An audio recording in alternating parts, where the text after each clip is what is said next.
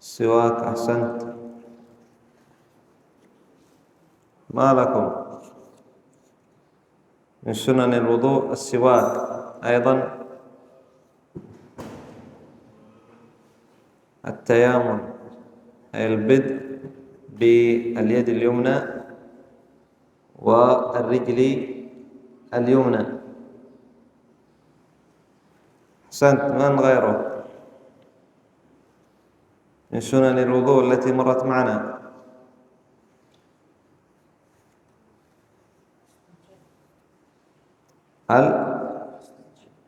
الاستنشاق؟ لا، الاستنشاق يعني البداءة. نعم أحسنت. البداءة بالمضمضة والاستنشاق أي قبل غسل الوجه. وأيضا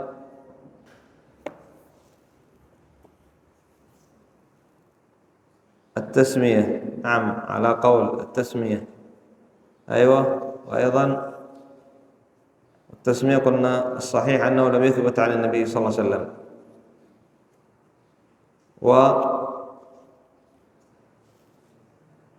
ماذا من الكتاب؟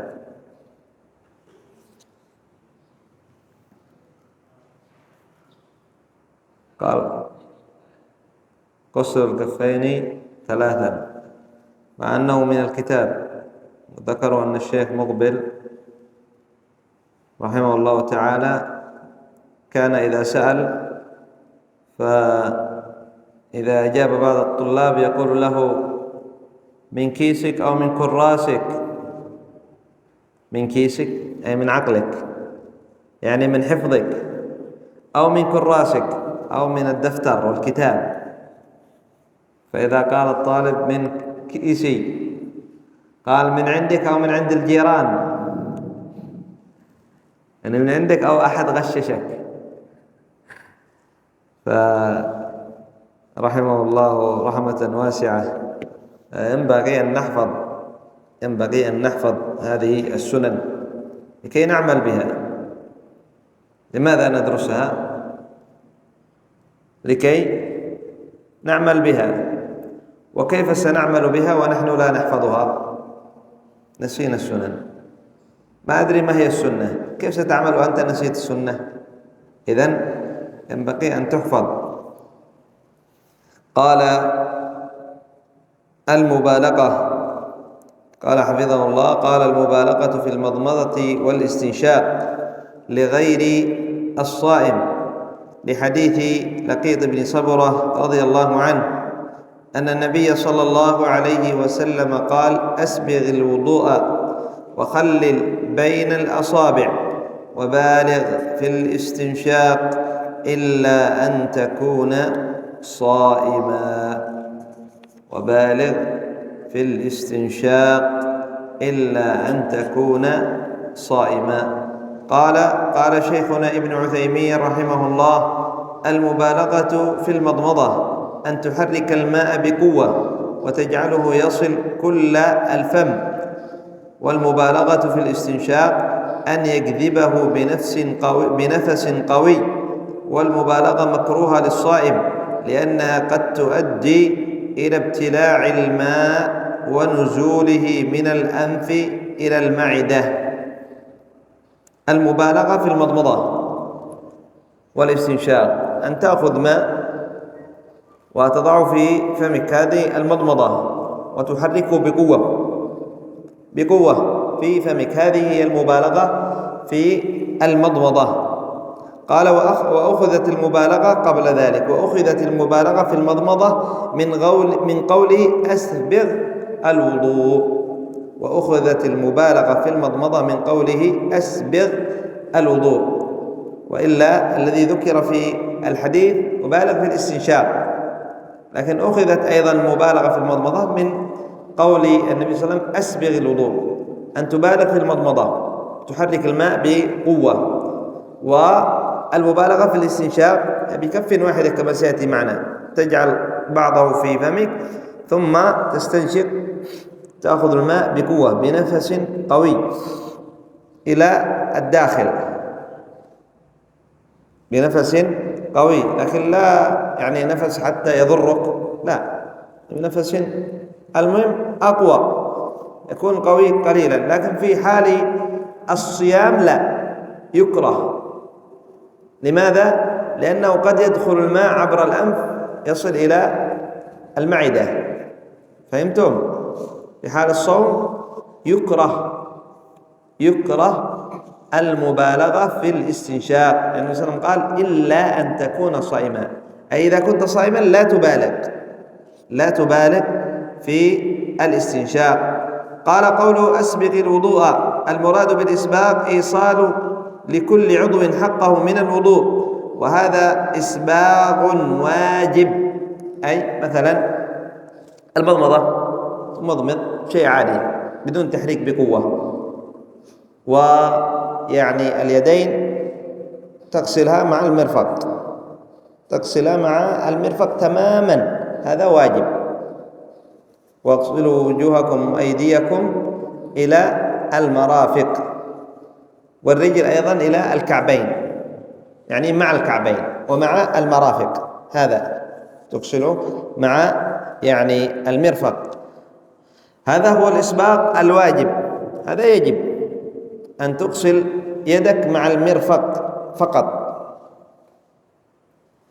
قال والإسباغ المستحب هو الإتيان بما يتم الوضوء بدونه من السنن، والإسباغ أجر عظيم لا سيما حال المكاره، أي أن تغسل مع المرفق حتى تشرع في العضد، والرجل حتى تشرع في الساق، والمضمضة بقوة، تمضمض بقوة. قال كأن يكون قال والإسباغ أجره عظيم، إسباغ الوضوء حال المكاره هذا أجره عظيم. قال كأن يكون الماء باردا في الشتاء ليس عنده غيره، أو حارا في الصيف ليس عنده غيره، أن يكون في حال البرد ربما يعني من يعني في مناطق باردة مثل بندوم بارد، أما هنا ليس بارد، معتدل الجو. فحال البرد ما عندك ماء إلا ماء بارد. هنا الإسباغ حال المكاره أجره عظيم، كما سيأتي معنا في الحديث أنه سبب لمحو الذنوب ومغفرة الخطايا. قال أو حارا، منطقة حارة، الجو حار زيادة، والماء حار، ما عنده ماء معتدل أو ماء بارد، لا، ماء حار، فيسبغ الوضوء يعني حتى يشرع في العضد، يعني يسبغ الوضوء في غسل اليدين. وكذلك من إسباغ الوضوء التكرار 3 مرات، هذا من إسباغ الوضوء، لأنه سيأتي معنا أن الواجب مرة واحدة. قال فإذا أسبغ الوضوء كان أرفع لدرجاته وأمحى لسيئاته. ويدل عليه حديث أبي هريرة رضي الله عنه أن رسول الله صلى الله عليه وسلم قال ألا أدلكم على ما يمحو الله به الخطايا ويرفع به الدرجات؟ قالوا بلى يا رسول الله. قال إسباغ الوضوء على المكاره، وكثرة الخطى إلى المساجد، وانتظار الصلاة بعد الصلاة، فذلكم الرباط. قال المضمضة والاستنشاق من كف واحدة. سنن الوضوء أن تجعل ماء في كفك، فتجعل بعضه وأكثره في فمك والبعض الآخر في أنفك، تستنشق من كف واحدة ثم تستنثر. قال لحديث عبد الله بن زيد رضي الله عنه في صفة وضوء النبي صلى الله عليه وسلم قال أدخل أي النبي صلى الله عليه وسلم يده فاستخرجها، أخرج منها ماء، أدخل يده في الغربة وأخرج ماء، فمضمض واستنشق من كف واحدة، فعل ذلك 3. شاهدنا من كف واحدة. قال ابن القيم رحمه الله ولم يجئ الفصل بين المضمضة والاستنشاق في حديث صحيح البتة، وكان يستنشق بيده اليمنى ويستنثر باليسرى. قال ابن القيم: لم يأتي أن النبي صلى الله عليه وسلم فصل بين المضمضة فجعل المضمضة كف واحد، أخذ الماء غرفة بالماء في كفه ثم مضمض، ثم أخذ مرة أخرى ماء واستنشق. لم يأتي في صحيح البتة، لم يأتي في صحيح البتة، حديث صحيح البتة. وكان يستنشق بيده اليمنى النبي صلى الله عليه وسلم، يستنشق يعني يأخذ الماء للمضمضة والاستنشاق بيده اليمنى، ويستنثر بيده اليسرى، ويستنثر بيده اليسرى. هذا من يعني سنن الوضوء أيضا. قال الثامنة: في مسح الرأس تسن الصفة المسنونة. ما هي الصفة؟ قال: وهي أن يبدأ في مسحه لرأسه فيضع يديه في مقدم رأسه، ثم يذهب بهما إلى قفا رأسه أي إلى الخلف، ثم يرجعهما إلى المكان الذي بدأ منه، ويدخل إصبعيه السبابتين في أذنيه ويمسح بإبهاميه ظاهر أذنيه. هذه الصفة المسنونة التي جاءت عن النبي صلى الله عليه وسلم. وإلا المسح في القرآن جاء مطلق: وامسحوا برؤوسكم. لكن الصفة المستحبة والمسنونة هذه الصفة، أن يعني تأخذ ماء وتتركه، ثم تجعل يدك في مقدم رأسك وتمر بها على جميع رأسك إلى الخلف، إلى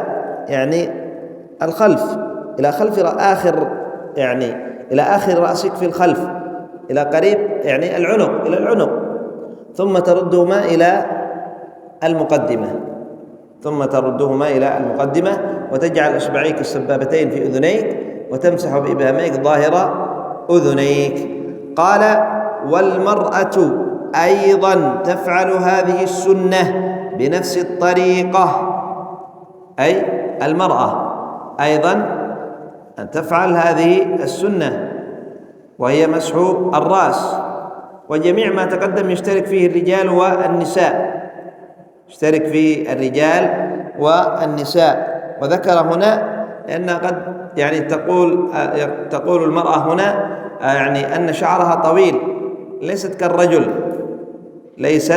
كالرجل، فتمسح إلى يعني طرف رأسها في الخلف، ثم ترجع يدها إلى المكان الذي بدأت منه. أما ما زاد من الشعر هذا لا يمسح، سيذكر. قال: وما زاد من الشعر من عنق المرأة فإنه لا يمسح. تمسح إلى عنقها هنا خلف، يعني إلى آخر رأسها، ثم ترجع يدها إلى الأمام مثل الرجل. وما زاد من الشعر من تحت الرأس عنق إلى الظهر هذا لا يمسح. قال: ويدل عليه حديث عبد الله بن زيد رضي الله عنه في صفة وضوء النبي صلى الله عليه وسلم، وفيه بدأ بمقدم رأسه ثم ذهب بهما إلى قفاه ثم ردهما حتى رجع إلى المكان الذي بدأ منه.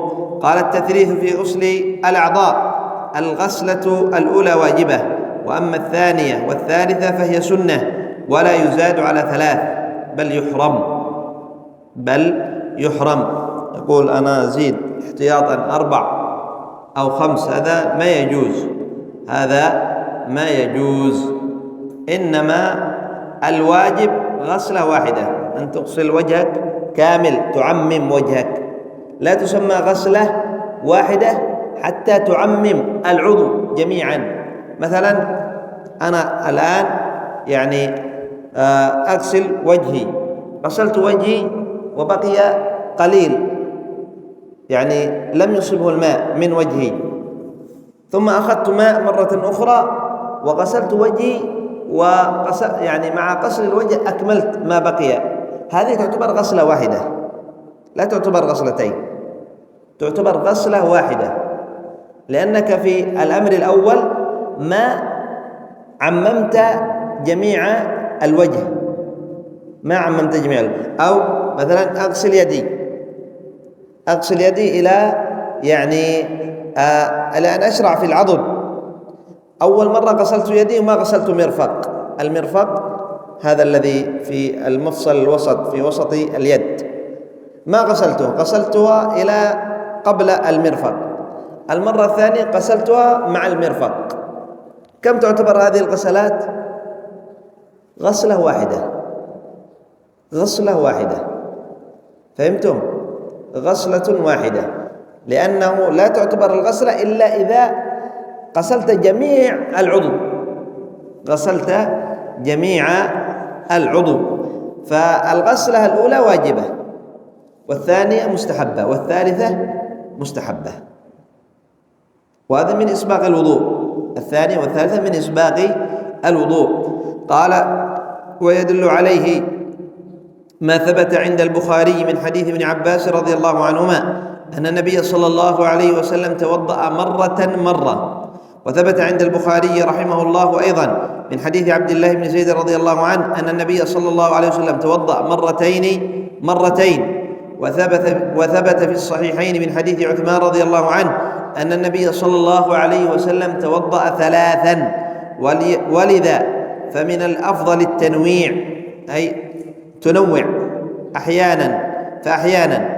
أحيانا يتوضأ. قال: فأحيانا يتوضأ مرة، وأحيانا مرتين، وأحيانا 3، وأحيانا يخالف في العدد فيغسل مثلا الوجه 3، واليدين 2، والقدمين مرة، كما في الصحيحين من حديث عبد الله بن زيد رضي الله عنه في رواية أخرى. ولكن الأغلب أن يأتي بالكمال 3، فهو هدي النبي صلى الله عليه وسلم أيضا، وهو من إسباغ الوضوء.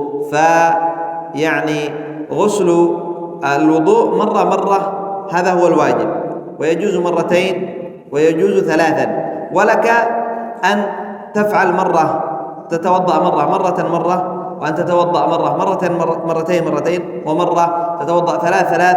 ولك أن تخالف حتى في الأعضاء، مثلا تغسل الوجه 3 وتغسل اليدين مرة وتغسل الرجلين 2، أو العكس، لك أن تخالف تغسل الوجه مرة واليدين 3، لك فعل ذلك. لكن الأولى والأكثر أن تستخدم أن تفعل أحيانا ما هو أن تتوضأ كم؟ 3، لأنه من إسباغ الوضوء، ولأنه هدي النبي صلى الله عليه وسلم كان أكثر ما يتوضأ 3. نكتفي بهذا القدر إلى هنا. سبحانك اللهم وبحمدك، أشهد أن لا إله إلا أنت، أستغفرك وأتوب إليك.